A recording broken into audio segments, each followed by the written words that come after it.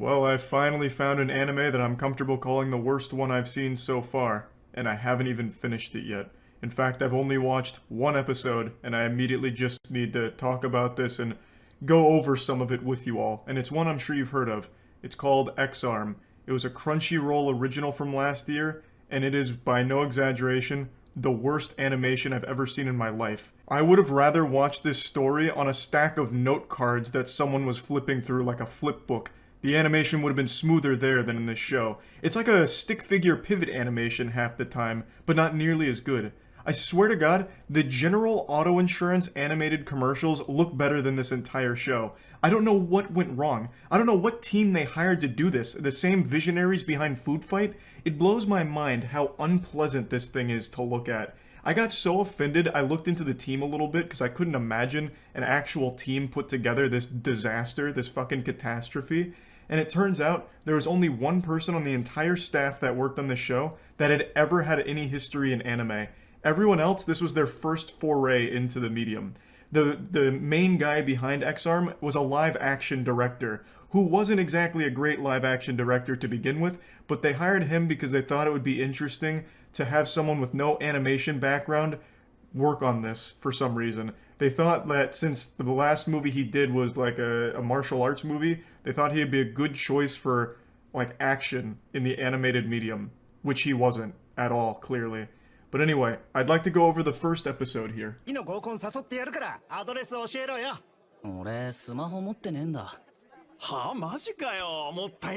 An astute observer will notice that the main character's 3D, while the other characters are 2D, leading to this jarring disconnect immediately.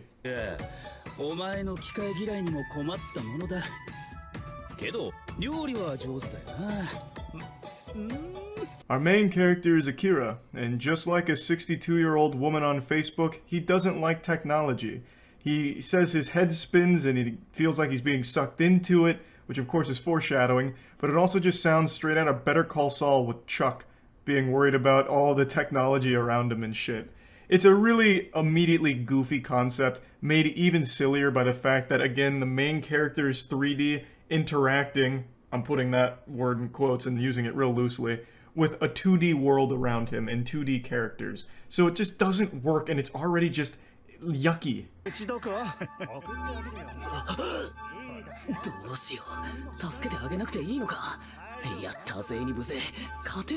They can't even accidentally get something right in this show. The majority of the 2D components are just still images. It's basically like watching a Dr. Seuss book in a PowerPoint presentation. It's trash, but the 2D stuff isn't even like well made. Like there's no effort there. Like they have no excuse because this isn't even animated and still looks like trash. Because that girl looks like she's sitting on an invisible bar stool, and the three dudes around her also look like the most low-effort thing imaginable. They could have taken at least a little bit more than 6 minutes to make this, because it stays on screen for long enough to realize how awful it looks. So after a conversation with his brother, it's mentioned that he works on androids, and then he goes out into public and immediately witnesses a crime. These hooligans over here are tugging on a girl's arm, and they're talking about walking her home, and Akira has an internal conflict wondering if he should try and help her. Even though the odds are stacked against him and he's not much of a fighter, he knows he won't win here, but he wants to try his best to save that girl.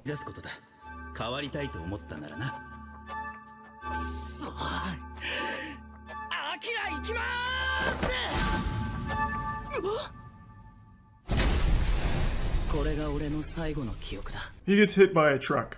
Yeah, he just gets absolutely fucking walloped there. That truck had it out for him. That was sent by God himself. He had just started crossing the street, and the second he turns around, there's all of a sudden a truck just barreling down the road at him. I'm not far enough into the show to know if this was like a time travel assassination plan or something. I really have no clue. But what a wacky intro. And that's a pretty cliche thing. I've seen that exact plot device used in many anime as well as many shows in general. Like about to do a good deed, but then you get hit by a truck. In Yu Yu Hakusho, it was he saved someone's life by pushing them out of the way of a bus and then getting hit. In this case, they do it the worst I've ever seen.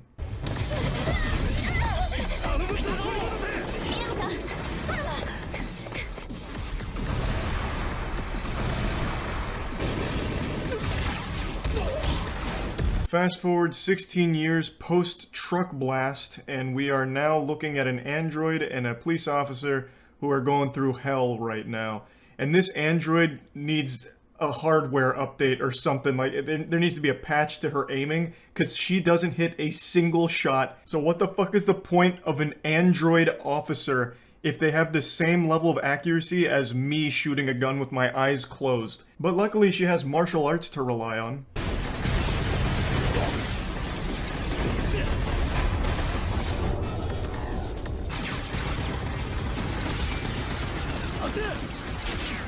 The edgier seat action just doesn't stop, but I wish it would, because it's disorienting and bad. This plays out almost exactly like a puppeteer with puppets making an action scene. It's so stiff and it's so clunky. It's like somehow this show has glitches in it. It's a goddamn anime that somehow has glitches and bugs. You'll see like a bunch of clipping and a lot of like janky like spaghettification effects occasionally during the action, because it feels like it was rendered using Unity version -0.1. Like, I don't know how you can even make a show that has bugs in it. It's not a fucking video game.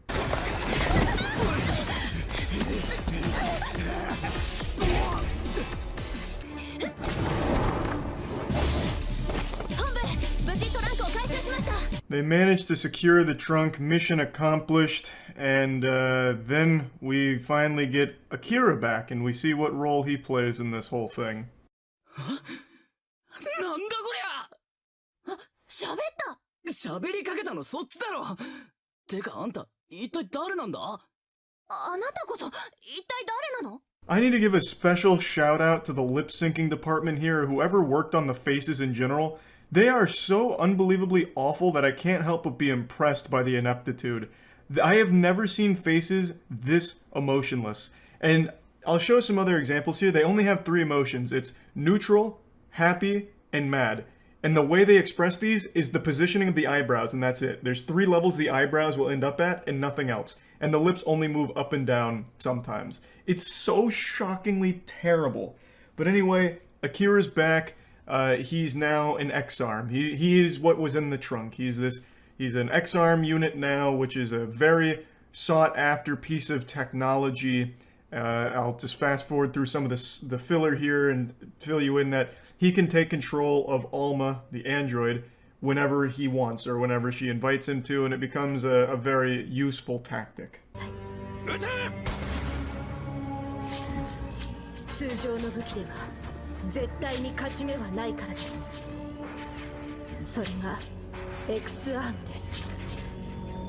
This is the main villain of episode 1, and he's out here looking like he just escaped a lobotomy. He's got his mouth wide open like he's gasping for air like SpongeBob when he entered Sandy Cheek's dome with no water. So he's an X-Arm user, and he's terrifying. He's able to, like, dematerialize his body, kind of like what Obito was able to do in Naruto, where he's able to have things like pass through him, but then he can make himself solid when he wants.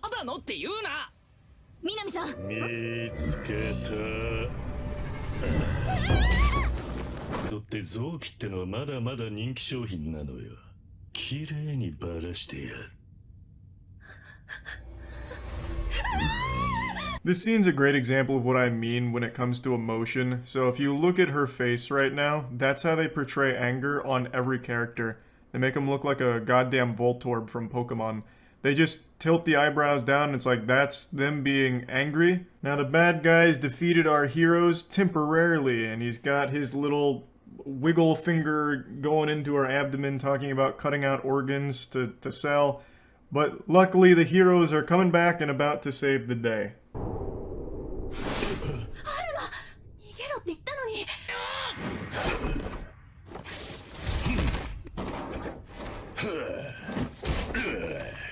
God, the fights feel so empty. It's like they're fighting in a sensory deprivation tank. There's no sound effects other than yeah, oh, yeah, oh, and that's it. Nothing else. Sometimes they have like impact sound effects, but there's no like backing track.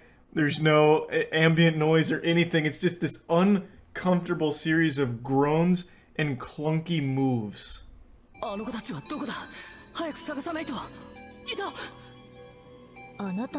ですか？昔から機械が苦手なんだ。中に吸い込まれそうな感じで。やめろ、早く私の中に入って。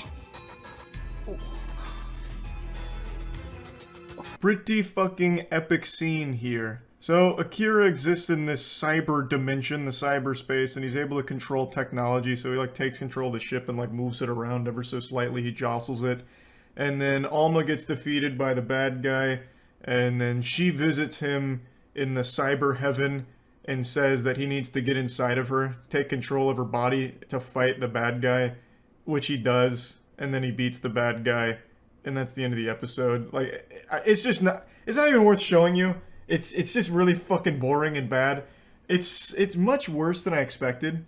And what's the most insulting thing about it is there's 10 or 12 episodes. I think it's 12 actually.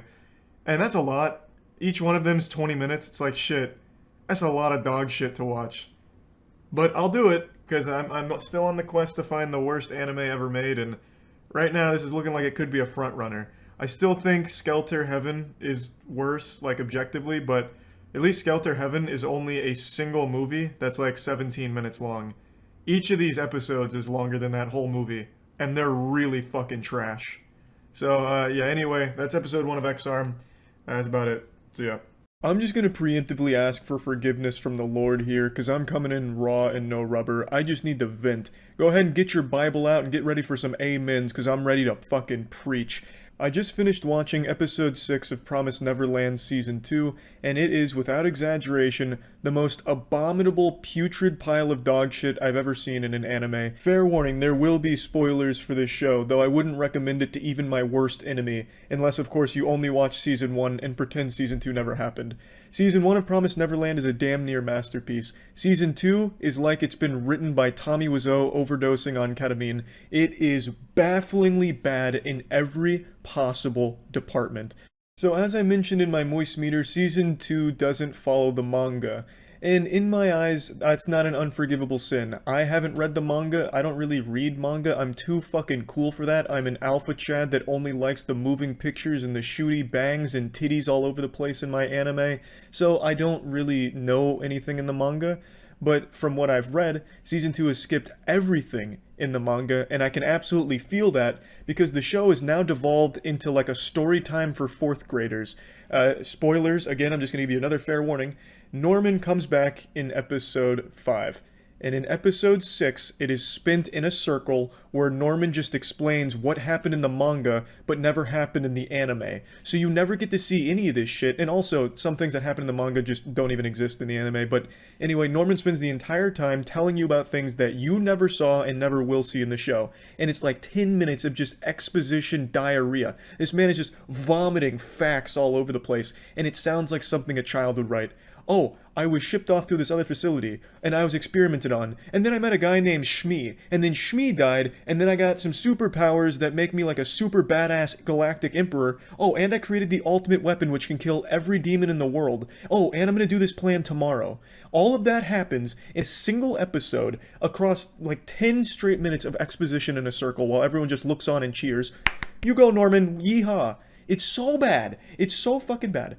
It breaks like the pivotal rule of storytelling when it comes to like movies and shows, where it's, hey, show, don't just tell. This is nothing but telling. This reads like some kind of fucking fan fiction being read out loud in front of a creative writing class. It's unbelievable that this is the direction this show has taken.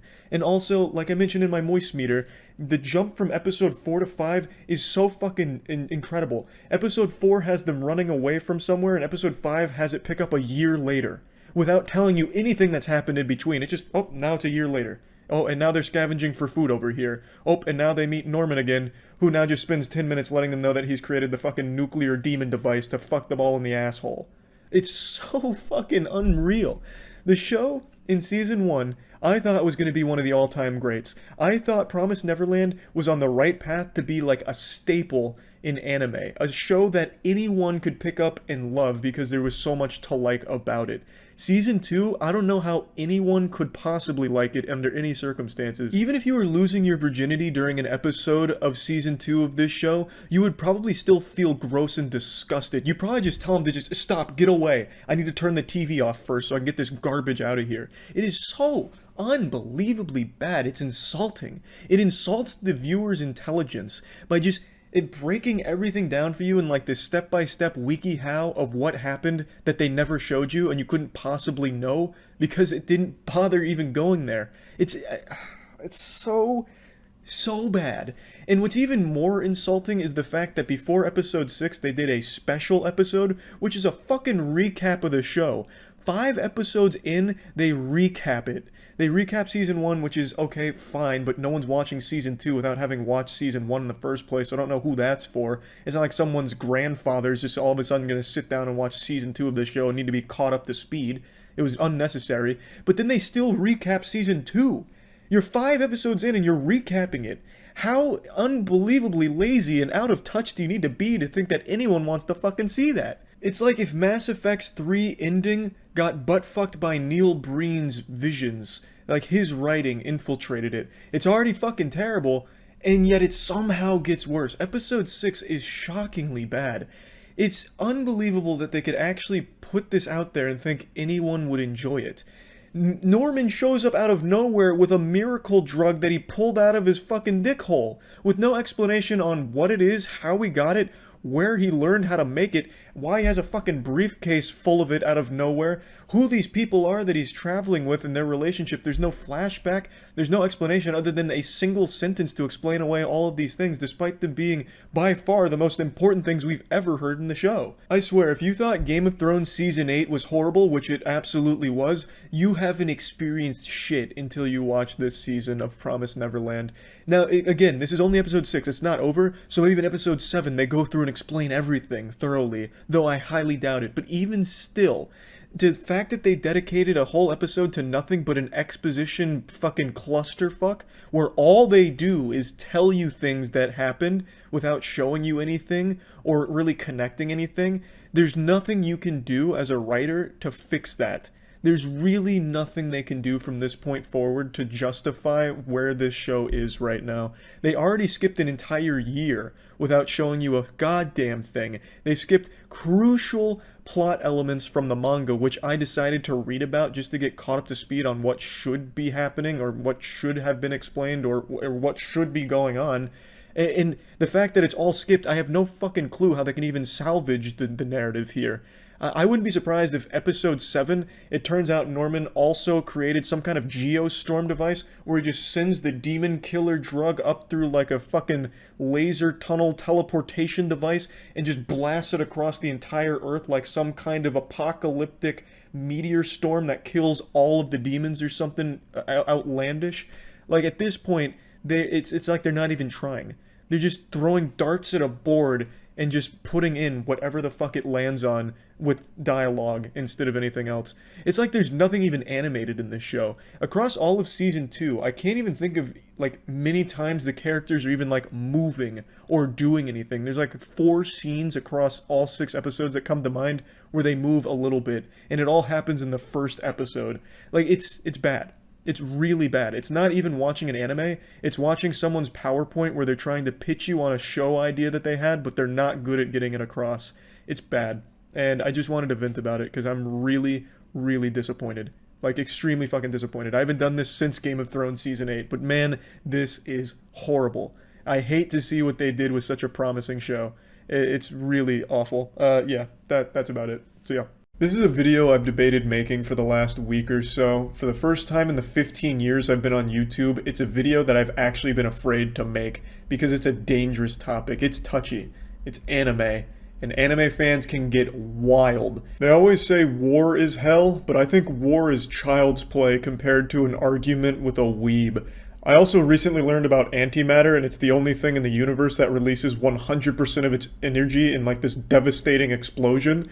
And that's also wrong, because weebs do that too when they find out that you don't like their favorite waifu. The point I'm making is, things can get very ugly when you criticize or talk about anime negatively. Expect an unholy, diabolical meltdown on Twitter attacking you for weeks for it. I still, to this day, have not heard the end of how wrong I am for not liking JoJo's Part 3 and 4 as much as I liked Parts 1 and 2. And I mentioned that a single time in a video over a year ago.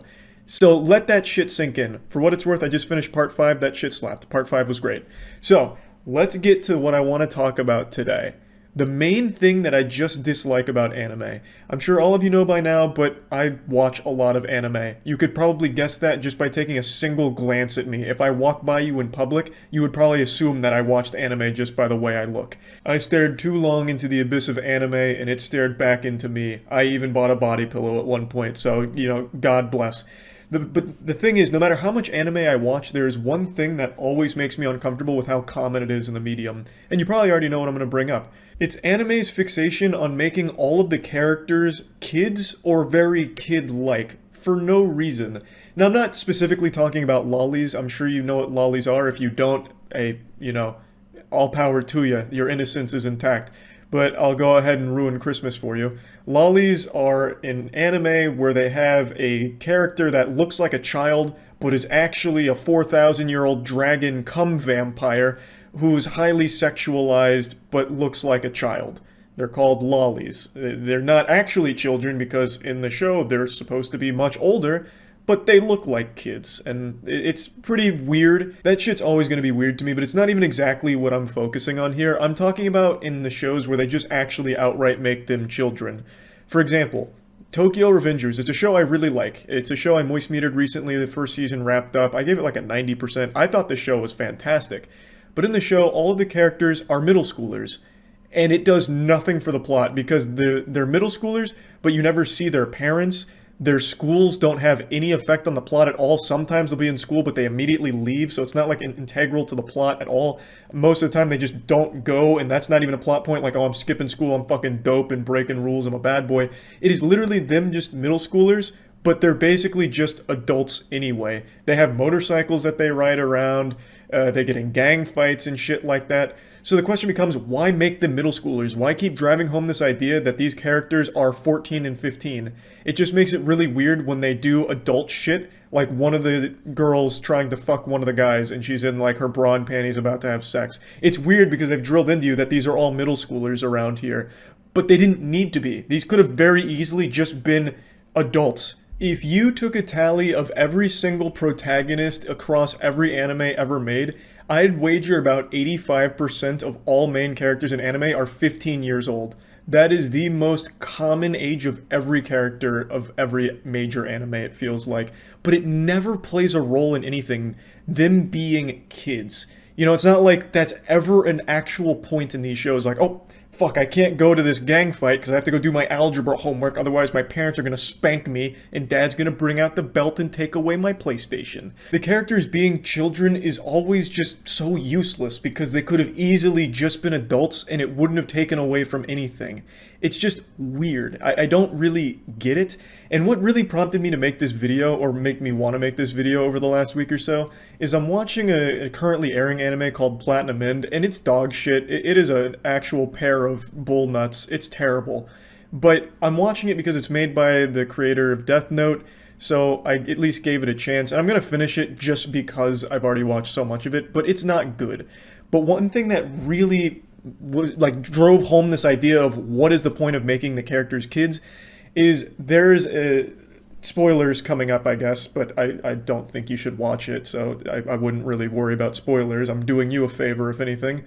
One of the main bad guys is a kid. He's a middle schooler, and he has the ability to control the minds, basically, of anyone he shoots with an arrow, and he uses the arrow on a middle school girl. And she gets shot with this love arrow, and what she does is she just starts fucking other middle school girls. And they show her, like, almost fully nude, making out with middle school girls about to fuck them, finger blast them, go wild. It shows you that in the show. And it's super weird because they keep driving home this idea constantly that that is a middle schooler. She is 13 or 14, whatever, years old.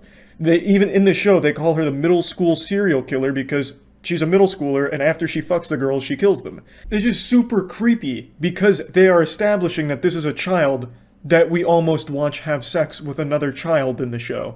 Now, of course, it's all cartoons.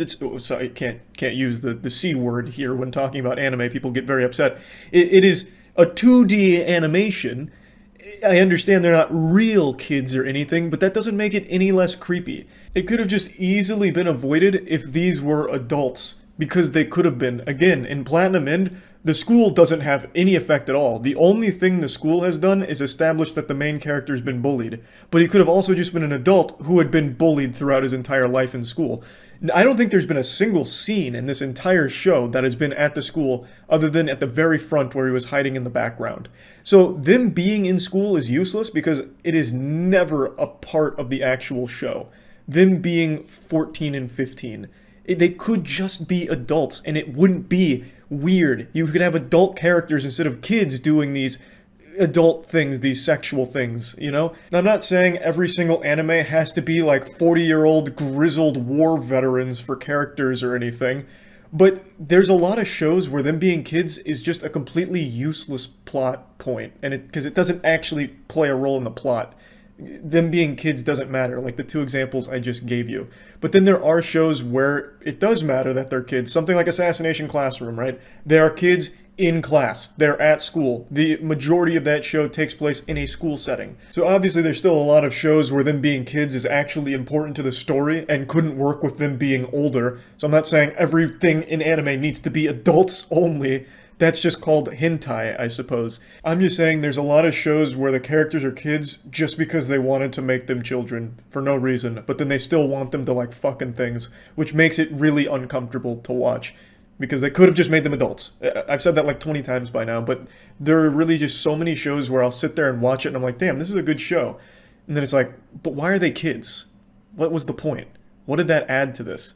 I just don't really get it. And that's just my main thing I don't like about anime. It's not like I'm over here, you know, slapping a Bible and saying we gotta ban anime because think of the kids or whatever. But it is weird. Like, it is just kind of embarrassing. But yeah, I just wanted to toss this out there. You know, it's not like I'm canceling my Crunchyroll subscription and I'm burning my manga and destroying my anime Blu-rays or anything like that. I'm still gonna keep watching anime. The fucking Jujutsu Kaisen movie is one of my most anticipated movies that I can even think of. I'm super hyped for that. I just wanted to at least put this out there, just because I've been thinking about it since I've been watching that garbage Platinum End. And I mentioned it on stream once, so I figured might as well make a video talking about it. That's about it. So yeah. It's 4 a.m., I couldn't sleep, so I thought, why not watch the next episode of X-Arm? Maybe it'll be so boring and bad that it puts me right to sleep with some beautiful dreams. It certainly wasn't the case. It really was boring and shitty, but it just made me mad, not tired. So I got out of bed, and I just want to rant about it. X-Arm is a Crunchyroll original anime, and it is absolutely abominable. And I think it serves as definitive proof that the Lord doesn't care about humans, because if he did, he wouldn't have allowed us to create this absolute disaster of a show. After watching just one episode, the series premiere, I called it the worst show I've ever seen, and that statement couldn't be more true. After finishing the second episode now, I can confirm that it's even worse. It somehow continues to find ways to surprise me with how dog shitty it is. Let's go ahead and look at some highlights from episode 2 here. オーパーツという言葉を知ってるか？この時代にあるはずのない技術による加工費、貴様を含めてな。嘘だろ。俺殺されるのか。 So they're hunting down and destroying oop arts, which is a really cool name. Sounds like noises a baby makes.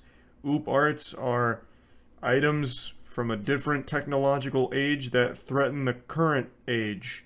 Could lead them to ruin. And that includes our main character. So he's a little concerned that they're going to kill him, and he oops his pants a bit, but he's reassured that they're not going to kill him if he helps them. 課長、先ほど東京湾メガフロートにおいて台をかけ、鉄槌を下します。 A suicide bomber blows up a car. I bet you didn't see that coming. Probably about the last thing you expected to happen here. But that's the beauty of X-Arm. It keeps you on your toes. It keeps you guessing. It's full of surprises. You never know what's going to happen next. The only guarantee with X-Arm is that whatever happens, it's gonna be fucking terrible. 政府に次ぐ我々の要求はただ一つ東京湾メガフロートの建設を今すぐ中止せよ Here's the bad guys, the bedsheet bandits. I don't know if their look was modeled after a child's ghost costume for Halloween, or if it was inspired by, like, KKK hoods. Either way, it's super fucking stupid. This group of villains is mad because the government's making a mega float, and they were told that the mega float construction would stimulate the economy and lead to new jobs, but it hasn't. So they want them to stop the mega float being built, and if they don't, there's going to be one suicide bombing every 5 minutes. 俺ならできるかも。自爆テロなんて間違ってる。Suicide bombings can go to hell. If that's not one of the most powerful lines in anime history, I don't know what is. That's gotta be up there with classics such as, people die when they're killed. This is one of those lines that you will always remember now that you've heard it. This is a protagonist you can really root for. はい、南さんの遺伝子コードを採取する必要があります。採取？何それ、痛いの？いえ、痛みはありません。やってもいいですか？じゃあ、アルマお願い。では。遺伝子コード確認。Woo-wee! Now it's getting real fucking hot. It's getting steamy. My god. That was... woof. That was a lot. That's gonna have me dumping some of my own genetic code here in a minute. And like I said, I told you, they only have like 3 facial expressions, so when they went in for the kiss, they just made like a giant lens flare in order to obstruct it, so that way you couldn't see that it's just 2 faces like colliding without any emotion or animation at all. Like, just look at this shit. They couldn't be bothered to do the bare minimum for a kissing scene, so they just censor it. It just looks like when you squish 2 Barbie dolls together and then say they're kissing and make smooching sound effects.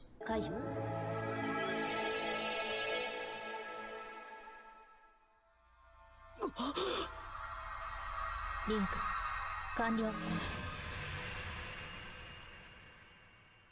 Somehow that kiss establishes a link between Alma's body and the briefcase boy, so then she enters into the cyber realm where he's experiencing some kind of binary post-nut clarity and is able to take over her body. I'm not a scientist, but I would say that this makes a lot of sense. It sounds pretty grounded in reality.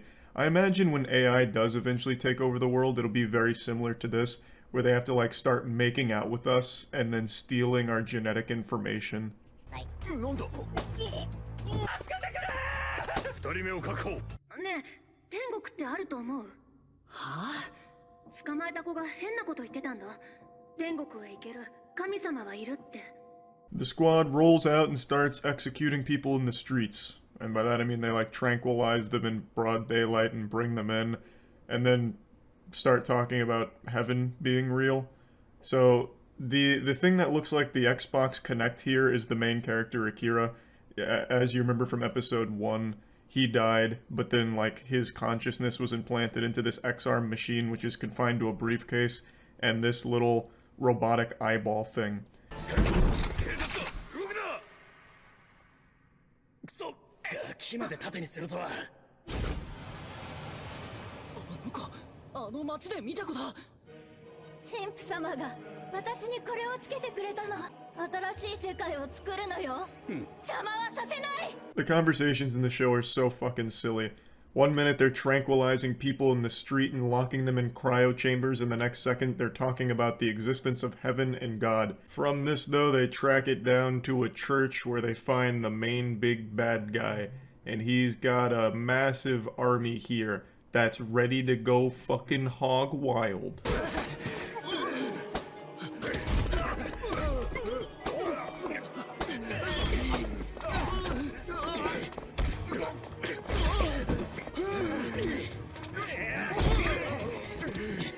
Finally, it's about time we get into what X-Arm is really known for, its high-quality action sequences. This is up there with choreography on the level of John Wick, I would argue.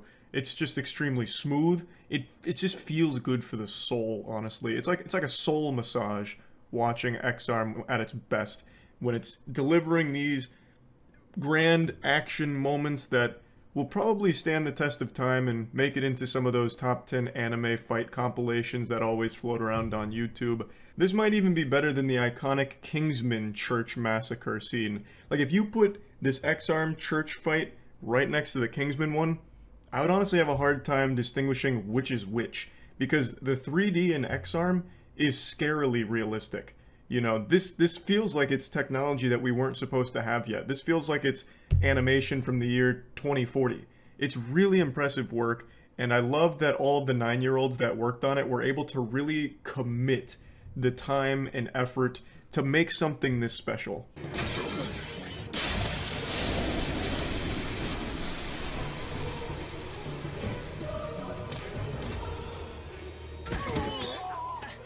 Yeah, that was fucking incredible. She busted in there, super cinematic, and delivered a dropping crane kick onto a bad guy in slow motion. But I don't think the slow motion was on purpose. That shit came in there at like 4 frames per second. I feel like that may have just been a rendering glitch. All the characters in X-Arm move around as if they're just helium balloons being carried by a strong breeze. There's no weight to anything. Everything is just constantly empty and hollow and lifeless. It's such a weird show. Like, I can't even put my finger on exactly what makes it so unnerving to watch for me, but when I watch this show, I just get filled with a sense of dread and sorrow. あるじゃないか。空に。時間だ。愚かな連中め。さあ、これよりだ。 Just when you thought it couldn't get any more epic, we're about to engage in a high-speed helicopter pursuit. The priest has taken to the skies, and he's about to detonate all the suicide bombers remotely, so the stakes couldn't be higher.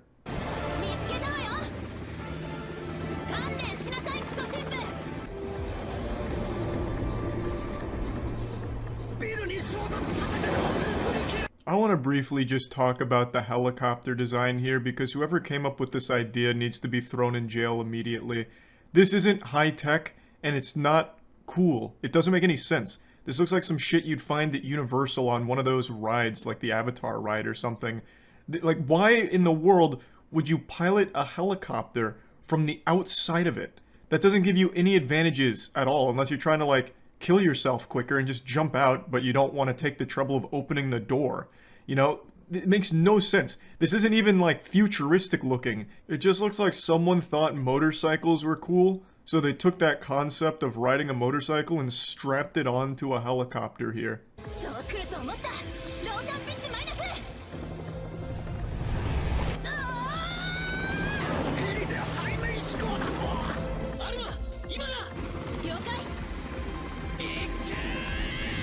Honestly, the coolest thing I've ever seen in my entire fucking life.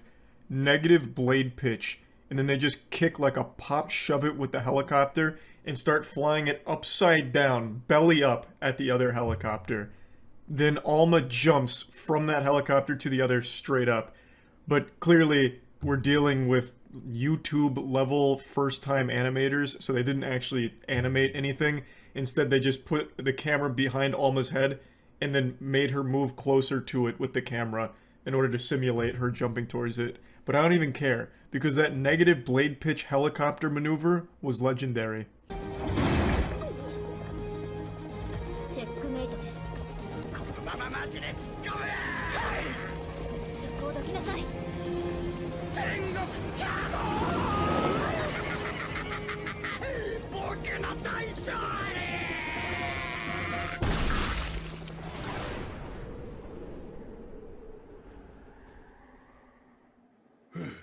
That's where episode 2 ends.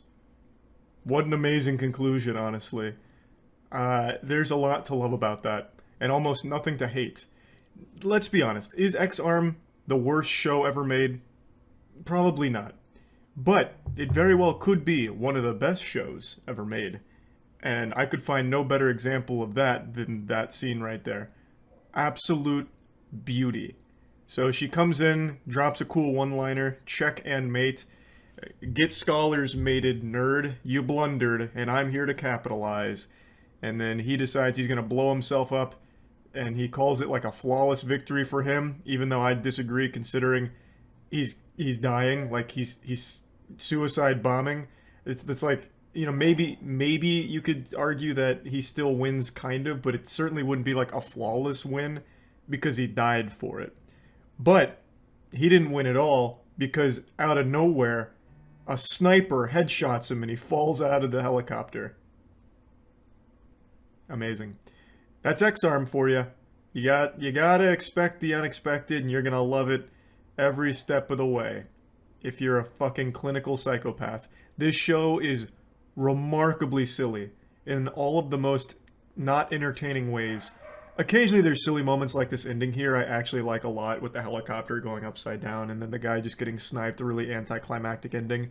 I think that's great and like bad good, like fun bad. But the majority of the show is just terrible exposition, the worst animation you'll ever look at, and it's just insulting to a certain level. But anyway, that's episode 2. Can't wait for episode 3. That's about it.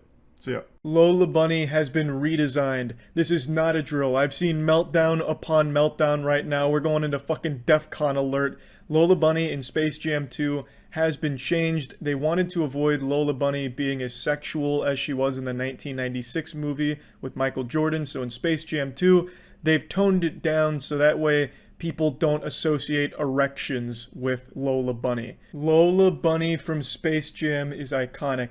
Basically the genesis of all young men's first boners. She was like the tutorial boss of puberty. Kids would watch the Space Jam movie, see Lola Bunny, and get that weird feeling in their pants and then wonder what the fuck was going on.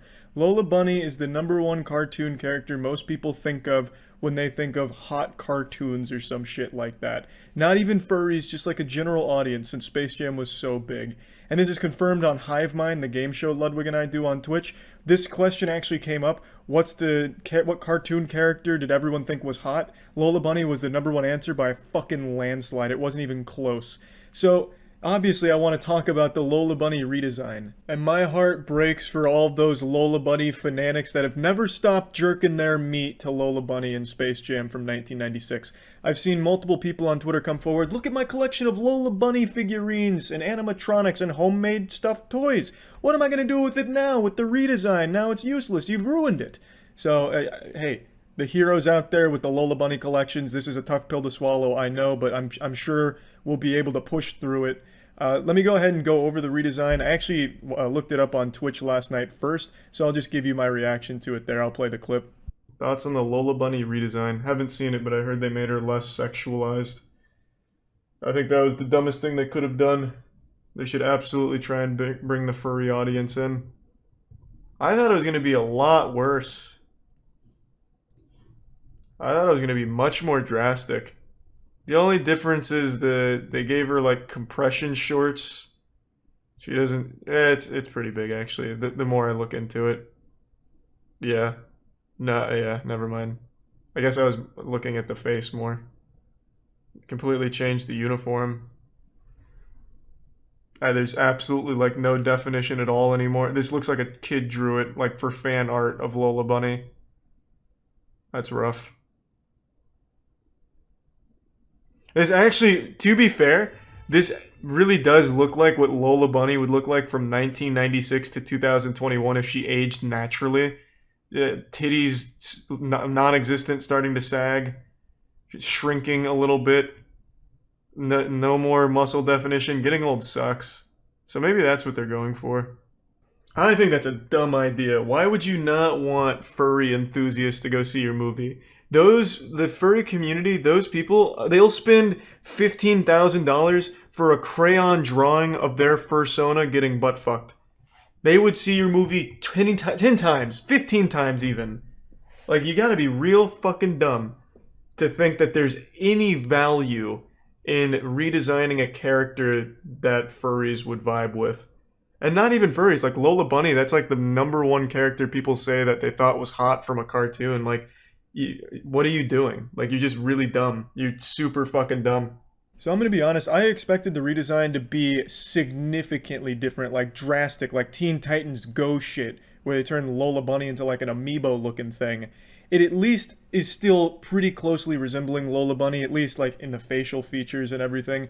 What they did is, in order to avoid sexualization of the character, they removed her breasts, and that's really like about it. And they made the basketball uniform more baggy, looks like something I would have worn in middle school.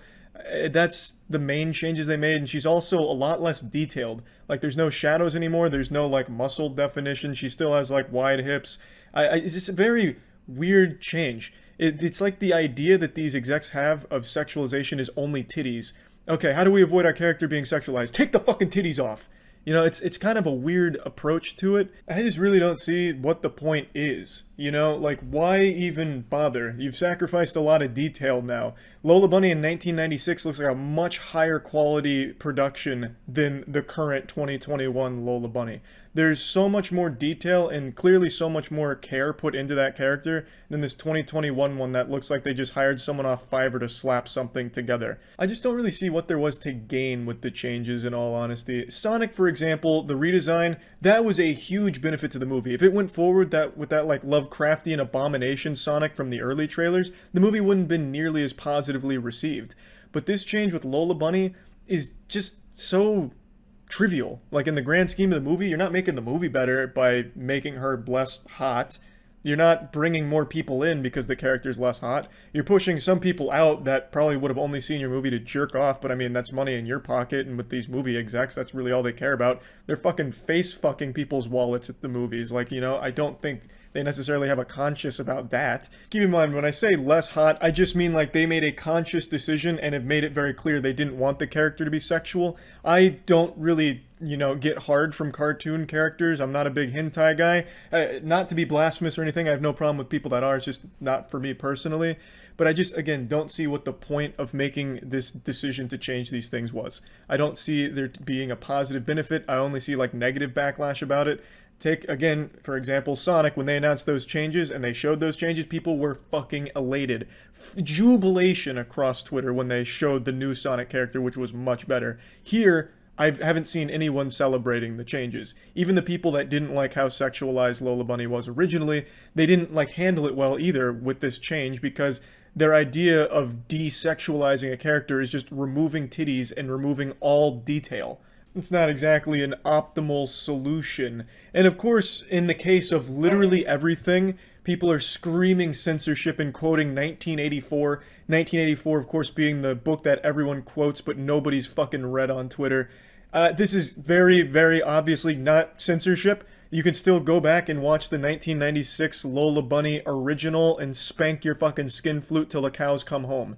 They've simply changed the character here because they just didn't want people being turned on by her, I guess. The people making this movie must just think movie watchers are the horniest organisms on the planet, where if, you know, men go and see this movie in the theaters and Lola Bunny's got titties, they won't be able to control their primal animalistic Neanderthal instincts. They'll just start beating on their fucking cock right in the movie theater, just whacking their penis off because Lola Bunny's got titties. So they had to take it off, otherwise the movie theater experience would be ruined. You know, I don't know why they have this perspective, but again, it's not censorship. It's just not that deep. It's an out-of-touch movie studio that changed the character thinking that it would be good for the film for some reason. I don't really understand why they got that impression, but yeah, that's really about it. It's not a good redesign. Like, even, like, let's say you didn't want the character to be, like, sexual at all anymore. I'm sure there are other ways of handling it besides just removing all fucking detail from the character and making it look like a Saturday morning cartoon as opposed to, like, a full-fledged, full-blown, big-budget movie. But yeah, that's about it. So yeah. My quest continues to find the worst anime ever made. My adventure is a lot like looking for the lost city of gold, except instead of gold, I'm looking for shit stains on a public sidewalk. And today I'm actually watching the most famous piece of trash since Rebecca Black's Friday premiere. I'm watching Mars of Destruction. It's actually created by the same studio behind the last super stinker we watched, which was Skelter plus Heaven. Idea Factory. That's the name of their crew. So somehow they have 2 of the 3 lowest rated anime of all time on my anime list, and this one has a big cult following because of how bad it is. It's actually impressive that Idea Factory has popped out so many universally hated anime. They must just accidentally animate these things in between their employees eating sand and snorting glue, and then they're just pleasantly surprised when they end up with something that resembles a movie on their desk. But anyway, Mars of Destruction is what we're watching today, and luckily it comes in 2 video qualities, 240p and unwatchable eye strain. So instead of cursing you all with migraines by forcing you to look at the unbearable brain-rotted quality that this usually exists in, I'll display the high-definition, cinema-quality 240p, the way God intended it to be watched.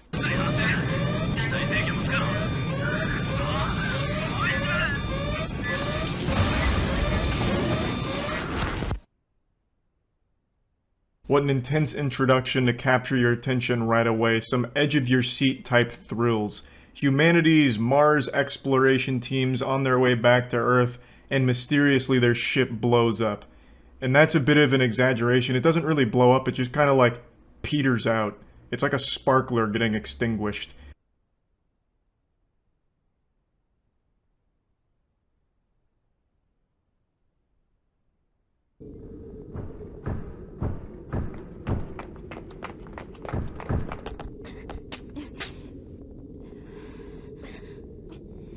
Now there's aliens on Earth and we're not happy about it, so the government has come up with the ultimate countermeasure, the P-90 Rush Waifu Defense Force.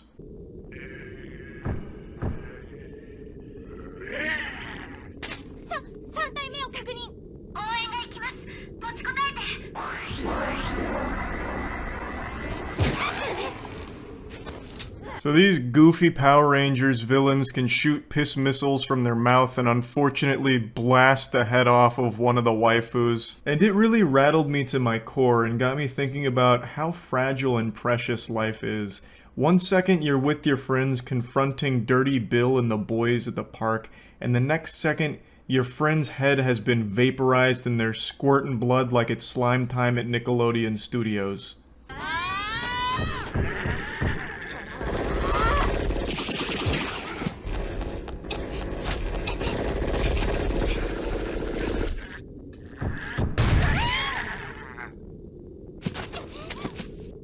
So I'm pretty sure that their anti-alien team is just a rebranded neighborhood watch because they're clearly not very trained. This girl ran up and missed every single bullet from her clip at point-blank range on a giant enemy, but I guess it wouldn't matter if she hit the shots anyway because her friend did and it did nothing but tickle the monster. So even if they are just like stormtroopers closing their eyes here with their aim, it seems useless. They're not equipped to handle the situation.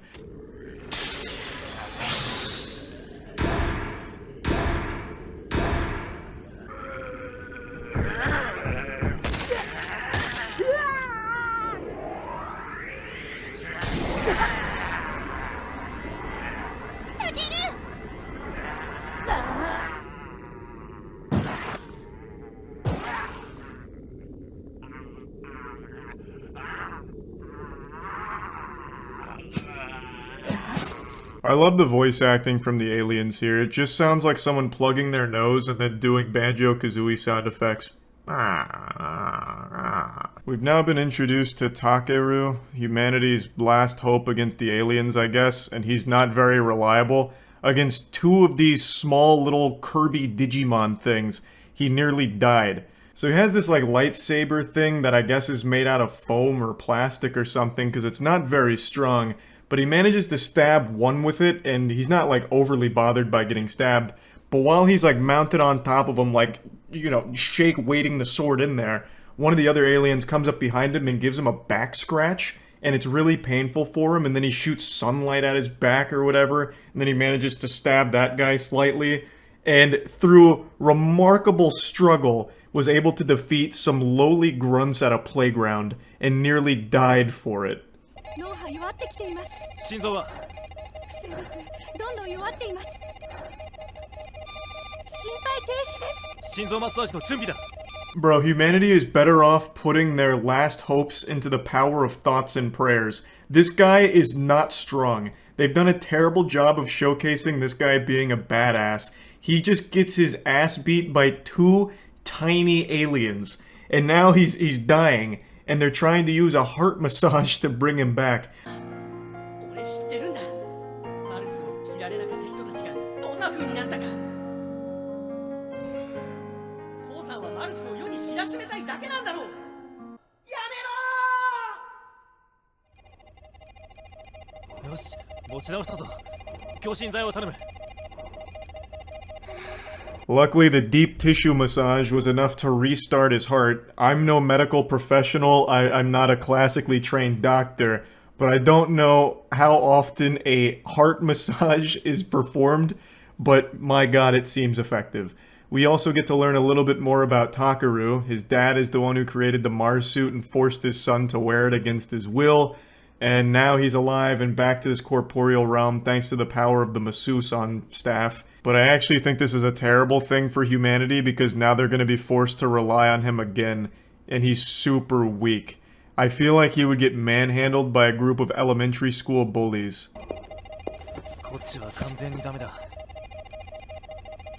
But I do really like this scene here. The attention to detail in Mars of Destruction is unmatched. Remember the girl whose head got blown off? Well, luckily they got her to the hospital, so there was still a chance they could have brought her back, I guess. I love that idea, like, oh my god, our friend her whole head just got deatomized. Quick, get her to the emergency room. Maybe the doctors know some kind of head massage that can reassemble this at an atomic level. And then, like, they're disappointed when they're like, no, this one's gone. They're like, oh, no, I can't believe this. I thought there was still a chance. Great scene. アースト未確認遺跡人対策班増加する謎の遺跡人と呼ばれる怪物から市民を守るために組織された特別チームメンバーは警察関係者の中から秀でた人物が選ば Now we learn a little bit about the ASS program, and I can assure you none of them are good at anything.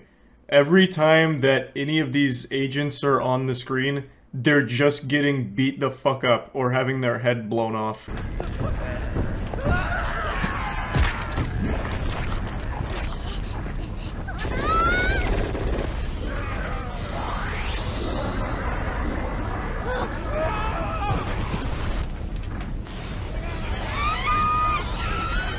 I'm cutting out a lot because I don't think any of you care about the plot, so I'm just gonna tell you what's happening.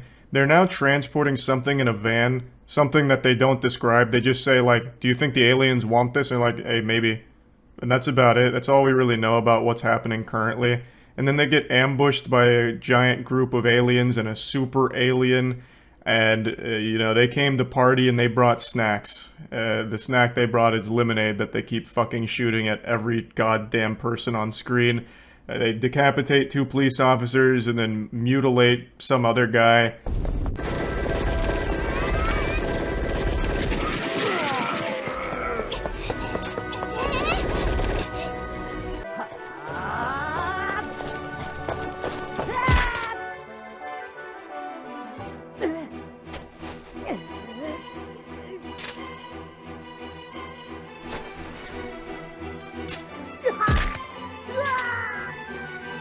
The music choice is inspiring here. In fact, Beethoven himself wrote this piece for Mars of Destruction. Everyone knows that Beethoven was a giant weeb, and it's great to see them proudly display his work here. I will say, while this is obviously not good, Mars of Destruction is at least animated, which is more than I could say for Skelter Heaven.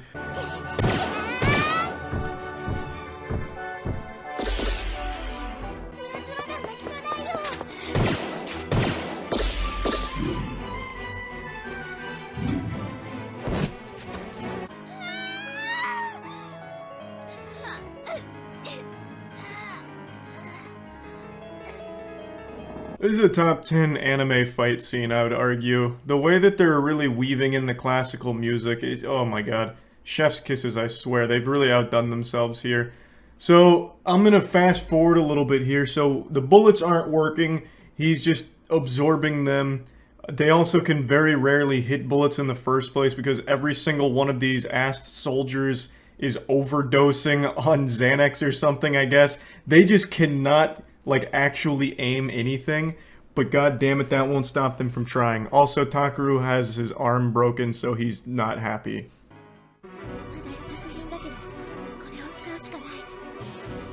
プラズマライフル。でも使い方が。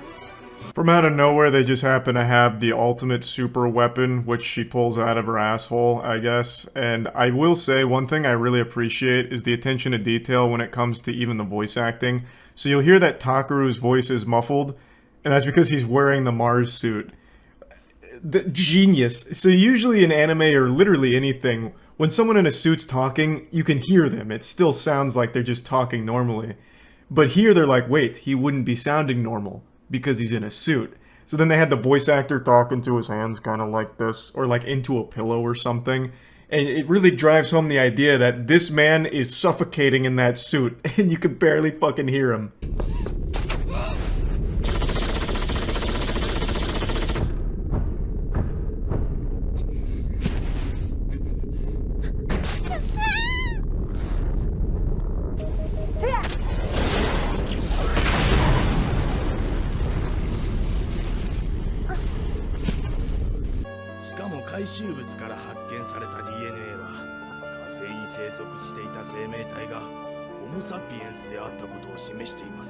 Takaru no-scopes the big bad supervillain, and then all of a sudden we're now listening to these two guys talk, who I assume is the president and Doc Brown, and they're going over, you know, what they've recovered and the information they've learned, and they've confirmed that Homo sapiens used to live on Mars.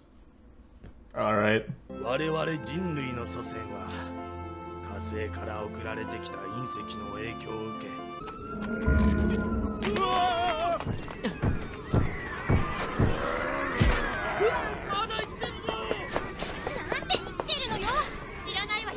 Turns out humanity was influenced by the Martians, and the big bad guy rises like the Undertaker. Like fucking Dracula rising out of his coffin. He's back, and he's taken Takeru to tell him some evil shit.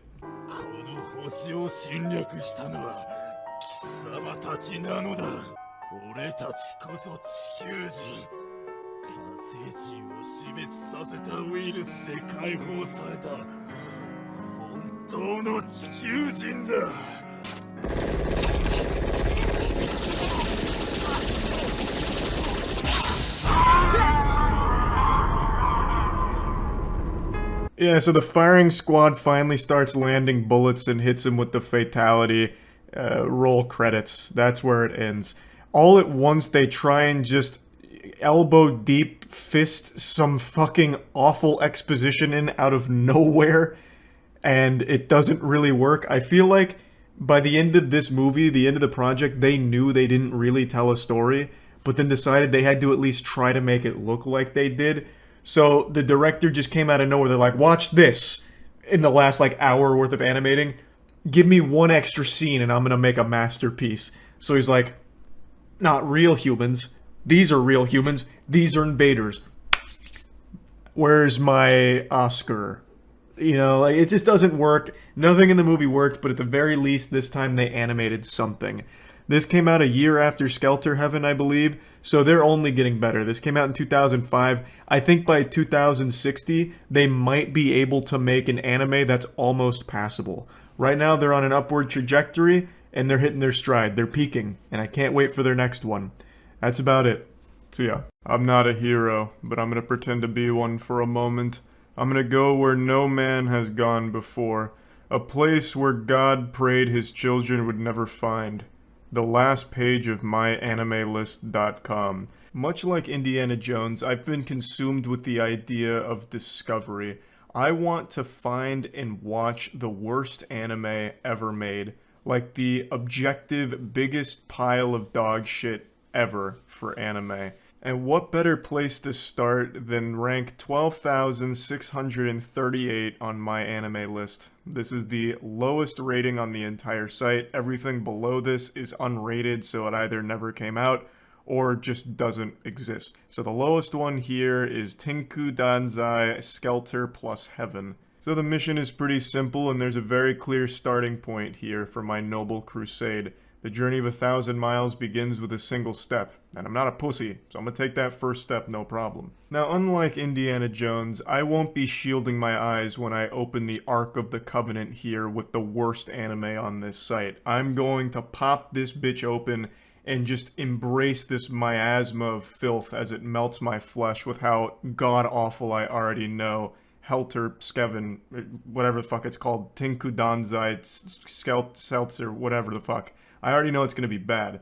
But going into this, the one right above it is actually what I want to talk about first. There are some confusing and wacky little tiddlywinks of trash on this list that pretty much no one would consider anime. Not because they're elitist, but because they're like 2-minute YouTube poop shorts, like this.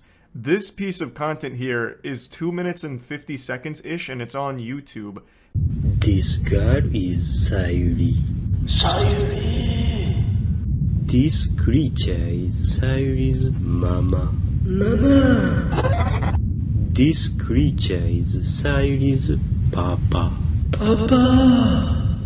Hiroshi! Sayuri! Mama, papa, mama, papa. Now you know how it feels to chew 5 gum. This shit looks like a little Tool music video, kind of. It's very peculiar, but I wouldn't really consider it like an anime, per se. It's just more of like a small shit post that for some reason has a My Anime listing. So when going through all of this to look for the worst anime ever made, things like this I probably won't even bother considering.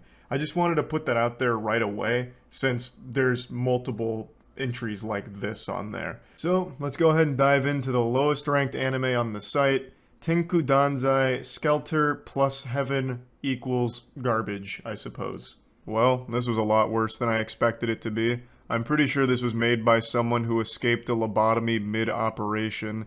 So you start this piece of shit by slowly zooming in on this marble that's supposed to be the Earth while a heartbeat sound goes on for like a minute. It overstays its welcome almost immediately, and it's the longest shot in the entire movie.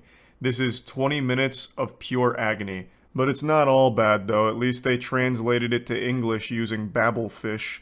Skelter plus Heaven. Her fate, which does not get used to by nature, machines, was left to your hand. The human body arms, which had the program embedded so that a command may be obeyed from when born. That's Socrates level wisdom right there. This sounds like a poor translation from some random person in the YouTube comments, but it's actually what they used in the movie. 警戒態勢だぞ。聞いてないのか。でかいな。300メートルくらいか。Luckily, the plot's super easy. There's a squid here, and we want to kill it. That's about it. Everything else that happens is pretty nonsensical, but that's the core idea. So the guy you just saw walking in is like a team leader who puts together a squad of waifus in order to fight this squid. And the squid's not really doing anything. It just kind of looks like a 3D asset for a tentacool. It's just like this weird, goofy, like vanilla ice cream cone squid thing that just floats around and doesn't actually participate or fight back at all, really.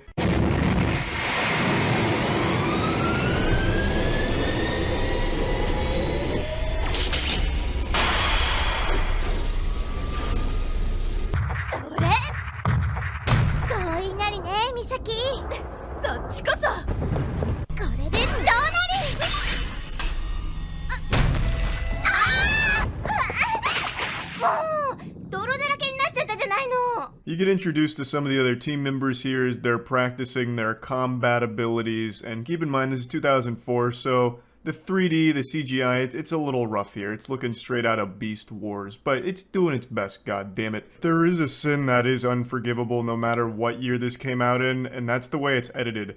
I swear to God, no scene lasts longer than like 5 or 6 seconds maybe. Outside of that intro shot of the Earth that went on forever, everything else is as if the person who made it forgot to take their ADHD medication, and they're just constantly jumping from like a million things back and forth all the time. So nothing actually ever connects. もう5年も経ったんだね。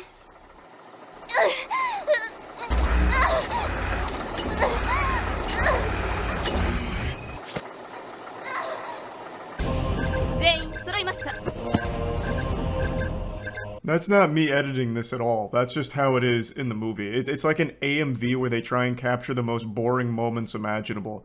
So I don't know what any of that was or how it connects even after finishing the movie.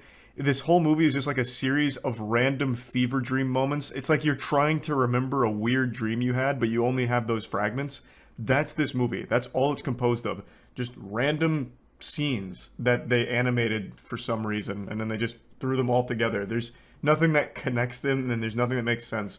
For example, them on like the hydraulic ass pounder machine, it doesn't really do anything. It's there for a split second. It's like this subliminal messaging, almost. Just like flashes of images that are hard to process because they don't last long enough to really grasp them.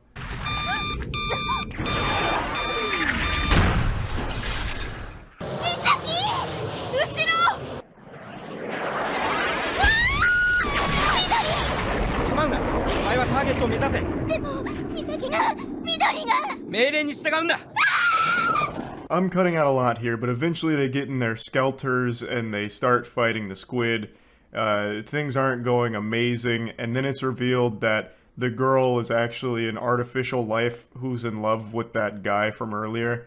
And it all comes out of nowhere. It doesn't really make sense, and you don't really give a fuck. I mean, it's hard to make anyone care about these characters in 18 minutes, but they like tried to speed run a nonsensical plot and then still tried to add so much to it and gave it so much fluff. Somehow it's 18 minutes, but it feels like it's 16 minutes too long. It's just crazy. Like, nothing they did worked here in the slightest. But let's go ahead and show you their triumphant victory over the squid.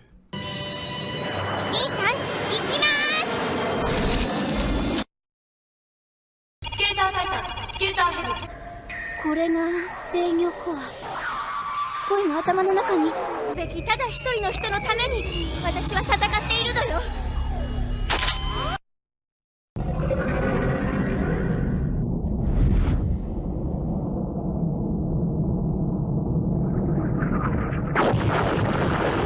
Yeah, cut out some things, but this is the gist of how it happens. It doesn't make sense in the anime either. So, basically, they cut it with a sword and some, like, pillow stuffing falls out. And then all of a sudden, she's somehow jacked into the core of the squid, who I guess is, like, beaming words into her head, saying something about human desire. And she's like, it's just a small group of humans that have desires like that and can't control them. And then fucking locks and loads. I guess. But it, again, like, it doesn't show any of that. That's my assumption, is that she starts just fucking blasting the core. But who knows, really? Maybe she beat it in a philosophical debate and it just blew up from the facts and knowledge that she dropped, all the logic. Anyway, catches smoke, falls, and dies. The end. Or is it? これらの物体は1年前自衛隊によって壊滅させられました。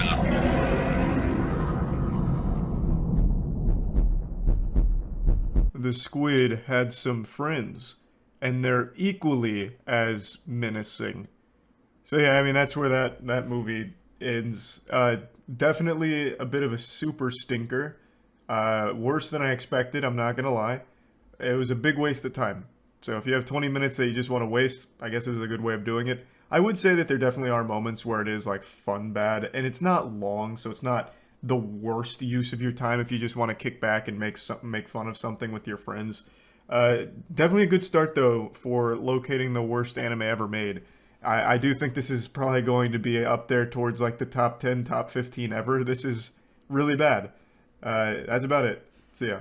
I'm a human being with a lot of emotions, but the main one you're going to see me exhibit today is anger. I got into a bit of a debate with a friend of mine today about what show has the worst ending, and just remembering some of these endings just got my blood boiling. You know, I couldn't help but just grit my teeth, get like real upset about it as I talked about how some of these endings ruined amazing shows. Now, obviously, I think the right answer for the worst ending of all time goes to Game of Thrones. Game of Thrones was one of TV's most popular productions. Even just mentioning Game of Thrones and their ending is immediately causing a monsoon, so you can see even the Thunder Gods are upset about how that wrapped up. Of course, there are other shows with noteworthy, horrible conclusions, but Game of Thrones is the obvious, festering, oozing zit that we just need to pop right away. it is, I think, objectively the worst conclusion ever to anything. It killed the entire franchise and its relevancy forever. Think of other equally popular shows like Breaking Bad, which ended far before Game of Thrones, but it had an amazing ending, and Breaking Bad is still talked about constantly today. Whereas Game of Thrones, no one brings it up, except for Game of Thrones House of Dragon, and that's because it's brand new. But no one brings up anything about Game of Thrones anymore that isn't related to House of the Dragon. Like, it just doesn't happen because Season 8 was so horrible that everyone collectively wanted to forget it. We all came together as a society and tried to, like, hypnotize ourselves into believing that it wasn't real. Like a fucking Men in Black neuralizer trying to erase it from our memory. Even though Season 7 wasn't great either, Season 7 was when it really started to go downhill, but everyone huffed a lot of copium praying that Season 8 would redeem it. But instead it just publicly executed the franchise and Gangnam-style Fortnite danced on top of its corpse. It was disturbing how awful it was. Rest in peace, Game of Thrones. What's really interesting about it is there's an actual reason for why it sucked ass in the last 2 seasons and had a terrible finale. Like, you can actually pinpoint exactly the cause, the catalyst, for this eruption of shit. And it's because the showrunners, D&D, D.B. Weiss and David Benioff, had just landed a Star Wars deal where once they finished Game of Thrones, they'd be working on Star Wars. And they were so excited, like kids on Christmas morning, they got Star Wars, that they decided to, throw away Game of Thrones. They were done playing with that toy, put it back in the toy chest so they could move on to something cooler like Star Wars. So HBO offered them more seasons to wrap up the series, but D&D decided they didn't want that. They decided to speed run it, and that's exactly what we got. A rushed, putrid pile of puke. They just vomited a bunch of nonsense and haphazardly threw it all together. It was like me back in high school trying to finish a writing project I hadn't started and get it all done the night before it was due. It was terrible. So bad, in fact, that even the actors were laughing about it before it aired, sarcastically calling it the best season ever, or just laughing about, it being disappointing. The actors also were pretty well aware that this was unsatisfactory and most people were going to be let down. And they were right. It was trash. It was truly terrible. And of course, a lot of people fell back onto the excuse of, it's not D&D's fault, this is what George R.R. Martin wrote. He gave them notes on where he wanted the series to finish, and they were just following his instructions. But you're wrong, you brain-dead Twitter zombie. That's not exactly the case, because if you'd use even the simplest amount of reasoning, you would realize that even if those plot points are exactly what George R.R. Martin wanted, I don't think he wanted them done in the span of a single episode. I'm assuming he'd want them built up. Because what happened in Season 8 is all of these plot points, all these like big plot events, all happened within 1 or 2 episodes, whereas before it'd be 1 or 2 seasons. Think about how long it took them to get from point A to point B back in like Season 5. They spent a whole season marching. Whereas in Season 7, they went from one side of the continent to the other in 1 episode. Like, they sent a message, and I guess all of a sudden they had fucking walkie-talkies or cell phones because they were able to communicate back and forth instantaneously and travel that fast too. They completely changed how things moved in the show by making it instantaneous transportation as well as information traveling instantly. And not only that, those plot points that happened in Season 8, they happened out of nowhere because they had no opportunity nor any effort to make them make sense. Like, I don't even think it's the actual things that happen that people take issue with, it's the fact that they happen out of nowhere because they just took all of these big things and threw them into a fucking cauldron and brewed up this disgusting witch's potion of filth. It just didn't work because they tried to rush everything into a single fucking season. It was dumb. It was stupid. And then they tried to fall back on this whole, well, we subverted your expectations, didn't we? And in their defense, they're right. They did subvert all of our expectations by surprising us with how fucking horrible it was. And they even subverted their own expectations because this was so poorly received and killed the franchise in such a colossal way that D&D lost their Star Wars deal. And to this day, fucking 3.5 years later, they still have not had a big project that they have worked on. Neither one of them. This was so awful that it has effectively stunted their career for the last 3 years. Maybe it's ruined it forever. Their reputation certainly is in the shitter. I don't know how you come back from this because of how they handled Season 8 in particular, but Season 7 was also bad. So, it's poetic, really. I got a little lost in the sauce here ranting about this show once again, but It is, I think, the absolute worst ending to anything that's ever been created. Now, I'd like to give a couple honorable mentions here. The first one going to The Promised Neverland. Promised Neverland is a manga and anime series with the first season of the anime being hailed as a masterpiece. It was widely praised by pretty much everyone that watched it, and season 2 completely ruined it in a way I've never seen done before. I think it's the worst ending to any anime, as well as anything animated ever. It is super shitty. Unlike Game of Thrones, it's not even just the writing being bad and everything going wrong. This show stopped being animated. Season 2, the ending... Let me explain. So Season 2 follows the characters right after Season 1 where it leaves off. There's no, like, jumps or gaps or anything. But what ends up happening is by Episode 3, they decided, we gotta finish it quick. And it was so bad that the people that worked on it, the higher-ups that worked on Promised Neverland Season 2, had their names scrubbed from the project. You can't actually find some of the credits here, because the people didn't want their name associated with it, because they knew it was terrible. This was while it was airing, they took their names off, because they knew how bad it was. It's beyond embarrassing. It's shocking how awful it was. So, aside from things happening where they'll just pull in characters to be like... It's hard to explain without spoilers, and I guess it's no reason not to. But a character you thought was dead in Season 1 comes back and he's like, actually, I'm not dead, and I actually found a way to kill every demon here. I came up with this nuclear potion here that'll kill every fucking demon that's ever existed and solve all of our problems.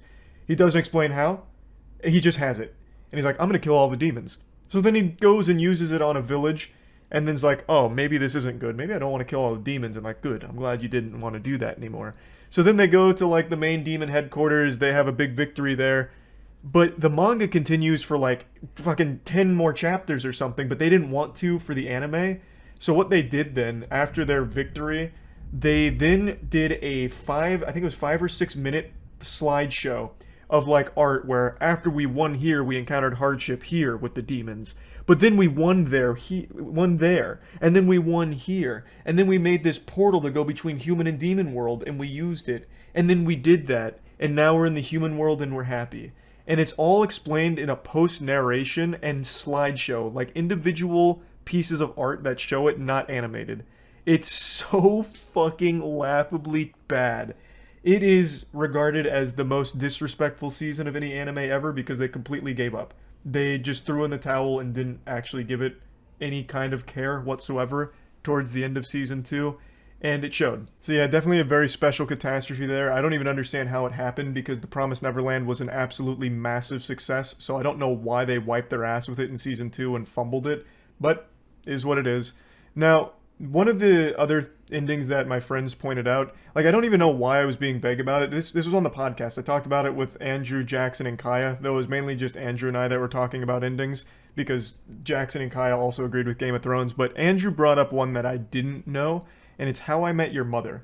So I looked into it a bit, and I completely agree this sounds like shit. I only watched a few episodes of How I Met Your Mother, but Andrew enlightened me on why the ending was so unbelievably horrible.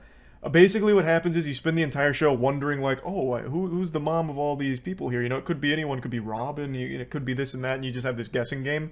And then the show ends with it being like a completely different woman who's already dead, and then the guy goes to Robin anyway. So it's just like this totally worthless, like, haha, surprise! It wasn't who you thought it was going to be, but it still kind of is, as I understand it.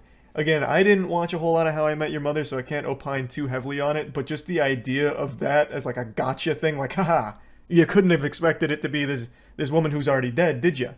It just kind of makes me laugh. That does sound like shit. And looking into it, it seems like most people hated the ending, but still liked the show. And a show like How I Met Your Mother can get away with a bad ending because it's not so much about where it ends, it's more about the journey. Like, it's a comedy. You're having fun, you're laughing. But when it's a show like Promised Neverland or Game of Thrones, the ending is extremely important because the journey and the destination really matter. Like, yeah, you've had a lot of fun along the way, but you need to see how it all wraps up. Whereas here, you know, the main point is being comedic, so as long as you were laughing, it accomplished its goal. We also briefly mentioned the ending to Lost as well as the ending to Scrubs, both of which are very subpar and not appreciated by huge fans of the series. Again, in both of those shows, I only know a little bit about them. I only watch them on and off, so I don't have a strong feeling on either one. but we did all recognize that they have terrible conclusions and fans don't like them. But the only other show that I can strongly give my perspective on for a terrible ending is yet another anime, which I know, kind of weeby. I've listed 2 anime, but, you know, anime is notorious for having terrible endings. Like, I don't know what it is, but so many anime just have absolute fucking garbage finales. And that's the case with this show, Platinum End. But the difference is the whole show's bad. Platinum End is just not a good show at all, but the ending is special in how horrible it is. This I'm just gonna fully spoil. So Platinum End is about choosing the next god. God's dying, need a new god. So some of the angels go out there, choose people, they compete to be the next god, and eventually they do come to a conclusion on who it's going to be. And it's a child who throughout the entire show has said numerous times that all he wants to do is die. Like, that's the main thing. He wants people to be able to die on their own terms and for him to die as well. And that's who they choose to be God. And what happens when he becomes God? Almost immediately into the job, like almost right after becoming God, he says, looks like these people don't need me. So he kills himself. And when he takes his own life, all of humanity ceases to exist. They all poof out of existence. Roll credits. It's fucking baffling how stupid it is, but that's the ending. It's so bad. It's so dumb. But the whole show's terrible, so it's not like it ruined a good show or anything. The whole thing was horrible, and it just had an even worse ending. So, yeah, just wanted to mention these things. I just got to talking about, like, bad endings to shows, so I just wanted to kind of rant about it. That's really about it. See ya.